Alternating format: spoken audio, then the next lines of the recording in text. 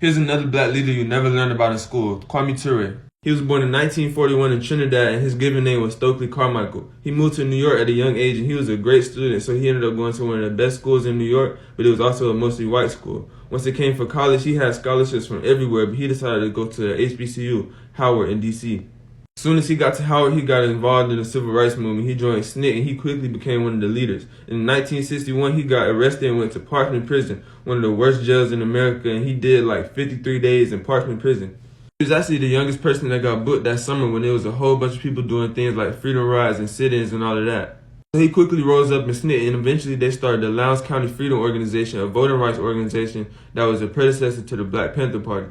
So he was pretty much the leader of the college kids, like the next generation, when Martin Luther King was like at the top, and people like John Lewis was actually the leader of SNCC, but they didn't like all that non-violence and stuff, how everybody was getting killed, and they just not gonna do nothing about it. And also they felt like the leaders at the time was too reliant on white liberals to get things done.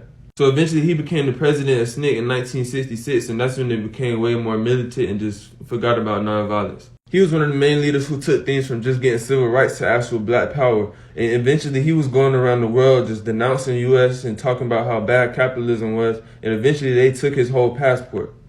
He ended up moving to West Africa and living in Guinea for the rest of his life, but he also started the All African People's Revolutionary Party, an organization that was for everybody.